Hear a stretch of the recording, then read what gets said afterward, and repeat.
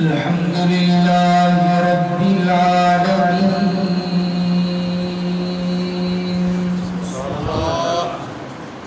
الصلاة والسلام على سيد الرسل وخاتم النبيين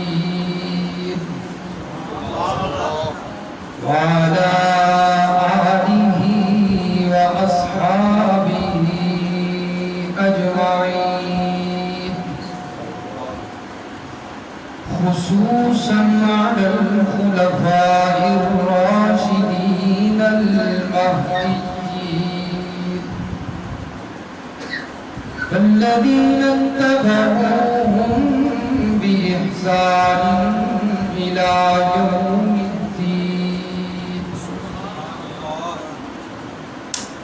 أما بعد فقد قال الله تبارك وتعالى في كلامه المجيد والفرقان الحميد. أعوذ بالله من الشيطان الرجيم. بسم الله الرحمن الرحيم. لو أنزلنا هذا القرآن على جبل لرأيته خاشعا متصدعا من خشية الله. وتلك الأمثال نضربها للناس لعلهم يتفكرون. صدق الله مولانا العظيم. وقال رسول الله صلى الله عليه وسلم إن الله يرفع بهذا الكتاب أقواما ويضع به آخرين أو كما قال النبي صلى الله عليه وسلم. وصدق رسوله النبي الأمي الكريم. ونحن على ذلك لمن الشاهدين والشاكرين والحمد لله رب العالمين. اللهم صل على سيدنا ومولانا محمد وعلى آل سيدنا ومولانا محمد وبارك وسلم ثم صل عليه.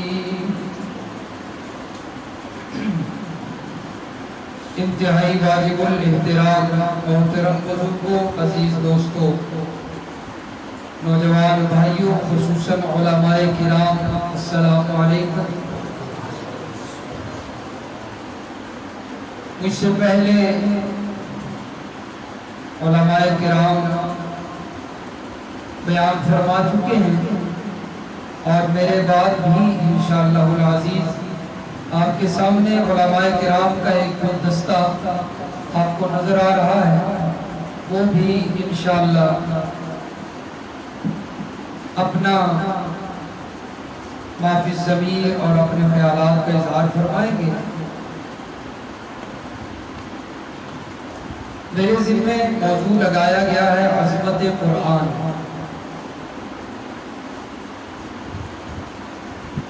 عظمت قرآن سے کما حق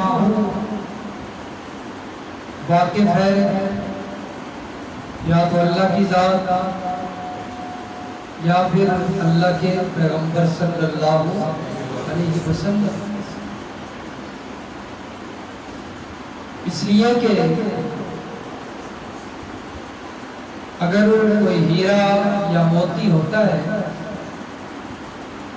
تو اس کی قدر یا تو بادشاہ جانتا ہے کیونکہ وہ اس سے کھیلتا ہے، اس کے اندر کھیلتا ہے، یا پھر کوئی جوہری جانتا ہے.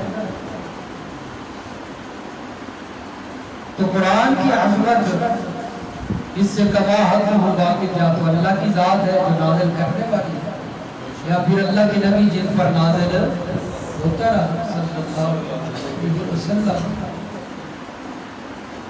ہم تو بس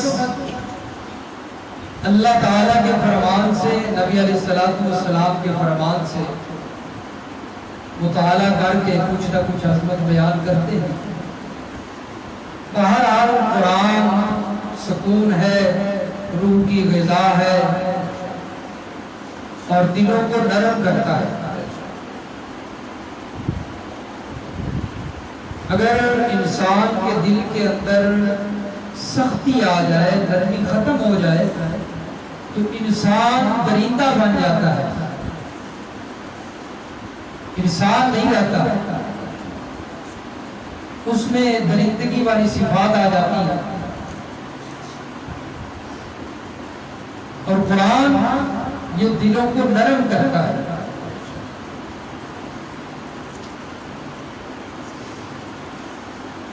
میں نے آپ کے سامنے قرآن مجید کی ایک آیت مبارکہ اور نبی علیہ السلام کا ایک فرمان تلاوت کیا ہے. بس اسی کے حوالے سے ہی دو تین باتیں عرض کروں گا اور پھر انشاءاللہ میں اپنے جو اگلے مہمان ہیں ان کو وقت دوں گا. لیکن یہ جو درمیان میں خلا ہے نا، یہ کوئی اچھا نہیں لگتا. قاری صاحب نے پہلے بھی کہا ہے کہ اگر احباب اندر آ جائیں، یہ جگہ پڑی ہوئی ہے، ایک ماحول بن جاتا ہے. کیونکہ جب تک ماحول نہ ہو تو بیان کرنے والے کو مزہ نہیں آتا. تو میرے بات کو ماشاءاللہ مجھ سے بھی اعلیٰ خطیب بیٹھے ہیں اور واعظین موجود ہیں، انہوں نے آپ کے سامنے ابھی بیان کرنا ہے. تو سمجھے کہ میں صرف آپ کو سیدھا کرنے کے لیے آیا ہوں تاکہ ان کے لیے آسانی پیدا ہو. بہرحال جنہوں نے حرکت کی، اللہ ان کی حرکت کو قبول کرے، اس میں برکت عطا فرمائے.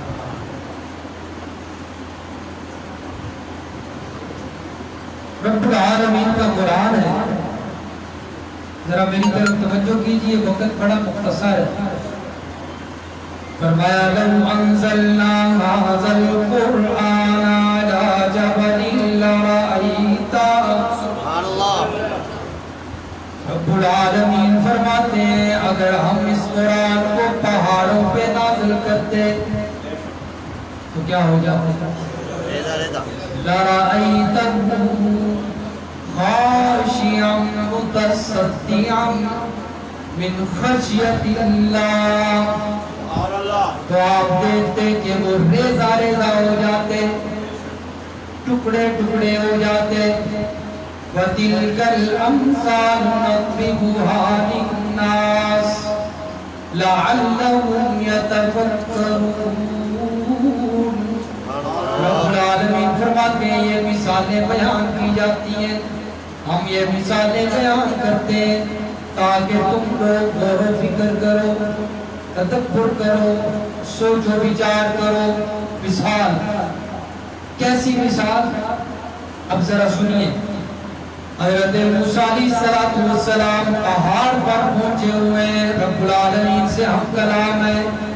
قرآن کہتا ہے وَلَمَّا جَاءَ مُوسَىٰ لِمِيقَاتِنَا فَكَلَّمَهُ رَبُّهُ قَالَ رَبِّ أَرِنِي أَنظُرْ إِلَيْكَ. اے میرے پروردگار، کلام تو پہلے بھی ہو رہی ہے، اب کلام سے تھوڑا آگے چلیے نا. دیدار کا شوق پیدا ہوا ہے، دیدار کروائیے اپنا. رب ارنی انظر الیک. اے میرے پروردگار میں آپ کو دیکھنا چاہتا ہوں. دیکھو تو زینا، جس ذات سے کلام ہو رہی ہے وہ ذات کیسی ہے، دیکھنا چاہتا ہوں. رب العالمین نے فرمایا میرے پیغمبر وَلَٰكِنِ انظُرْ إِلَى الْجَبَلِ. یہ جو پہاڑ ہے، جبل دور ہے، اس کی طرف دیکھیے. فَإِنِ اسْتَقَرَّ مَكَانَهُ فَسَوْفَ تَرَانِي. اگر یہ اپنی جگہ پہ ٹھہرا رہا تو ہم قریب آپ بھی دیکھ لیں گے. لیکن ہوا کیا؟ فَلَمَّا تَجَلَّىٰ رَبُّهُ لِلْجَبَلِ جَعَلَهُ دَكًّا وَخَرَّ مُوسَىٰ صَعِقًا.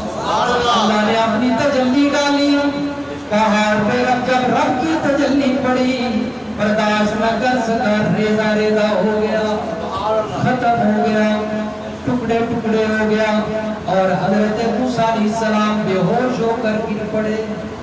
تجلی کس پہ پڑی تھی؟ اور حضرت موسیٰ بھی برداشت نہیں کر سکتے۔ ادھر جبل طور ہے اور وہاں پر موجود پیغمبر موسیٰ علیہ السلام ہے، اور آئیے ایک اور منظر دکھاتا ہوں، مکہ المکرمہ ہے، جبل نور ہے، اور اس کے اندر ایک غار ہے جس کا نام غار ہیرا ہے، اور وہاں پر ایک رسول موجود ہے جو سید ہے،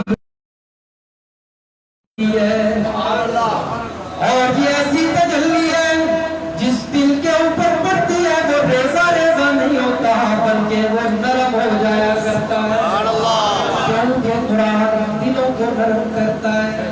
یہ قرآن کی عظمت ہے، وہ دلوں کو نرم کرتا ہے۔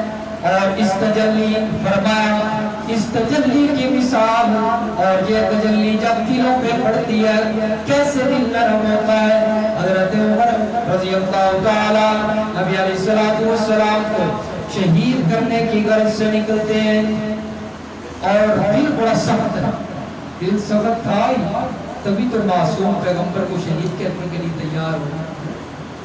معصوم چہرہ ہے، اور جس چہرے کو لوگ دیکھا کرتے تھے مسلمان ہو جایا کرتے تھے، اتنا خوبصورت چہرہ، لیکن حضرت عمر رضی اللہ تعالی دل سخت ہے۔ لیکن دیکھنا اب جب دل کے اوپر یہ تجلی پڑے گی تو دل نرم ہو جائے گا۔ فرمایا حضرت عمر رضی اللہ تعالیٰ عنہ شہید کرنے کی غرض سے تشریف لائے، چلے گا سے، اور مسجد کے قریب پہنچے، وہاں پر دیکھا کہ نبی علیہ السلام نماز پڑھ رہے ہیں، قرآن کی تلاوت جاری ہے، قرآن کی تلاوت کر رہے ہیں۔ حضرت عمر کھڑے ہو گئے کہ چلو جب نماز پڑھ لیں گے باہر نکلیں گے میں شہید کروں گا، اپنا کام پورا کر کے چلا جاؤں۔ لیکن فرماتے ہیں حضرت عمر رضی اللہ تعالیٰ مسند احمد کے اندر موجود ہے کہ نبی علیہ السلام پر قرآن کی تلاوت کر رہے ہیں، اور کون سی صورت پر؟ فرمایا الحاقۃ ملحاقۃ وما ادراک ملحاقۃ کذبت ثمود وعاد بالقارعۃ۔ حضرت عمر فرماتے ہیں نبی علیہ السلام قرآن پڑھتے جا رہے ہیں، اور قرآن میرے دل کے اندر اثر کرتا جا رہا ہے، میرا دل نرم ہوتا جا رہا ہے، میرا جو ارادہ تھا وہ ختم ہوتا جا رہا ہے، دلوں کو نرم کر رہا ہے نا۔ یہ قرآن کی عظمت ہے، یہ اس تجلی کی تاثیر ہے۔ فرمایا جس وقت میرے دل کے اندر اثر ہونے لگا، میرے دل کے اندر نرمی پیدا ہونے لگی، میرے دل کے اندر فوراً بات آئی، لوگ کہا کرتے تھے کہ یہ شاعر ہے، بہت بڑا شاعر ہے۔ جس وقت میرے دل کے اندر یہ بات آئی، نبی علیہ السلام کی زبان پہ قرآن کی آیت جاری ہے، وَمَا هُوَ بِقَوْلِ شَاعِرٍ، یہ کسی شاعر کا قول نہیں ہو سکتا، قَلِيلًا مَا تُؤْمِنُونَ، بہت تھوڑے لوگ ہیں جو ایمان لاتے ہیں، وَلَا بِقَوْلِ قَائِلٍ، فرمایا اگلی بات میرے دل کے اندر آنے لگی، واقعی یہ تو کوئی کاہن لگتا ہے، نجومی لگتا ہے، لوگ کہا کرتے تھے یہ نجومی ہے، دلوں کی باتیں پڑھ جاتا ہے۔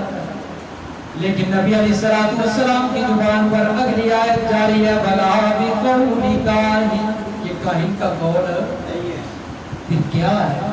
فرمایا تنزیل من رب العالمین،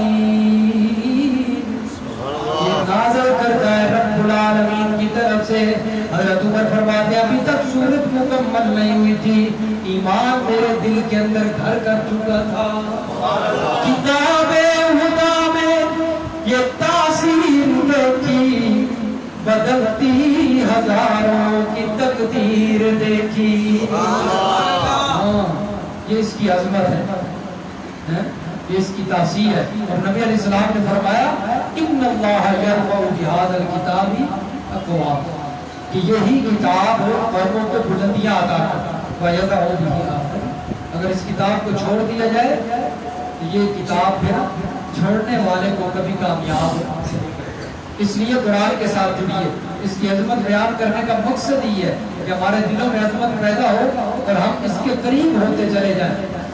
خود قرآن چھوڑ کر ذلیل ہو گئے اور شکایت زمانے سے کرتے ہیں. شکایت زمانے کی کرتے ہیں. زمانے کا کیا قصور ہے؟ قرآن چھوڑا اور ذلت جو ہے وہ ہم پر آ گئی. اللہ تعالیٰ سمجھ نصیب فرمائے، عمل کی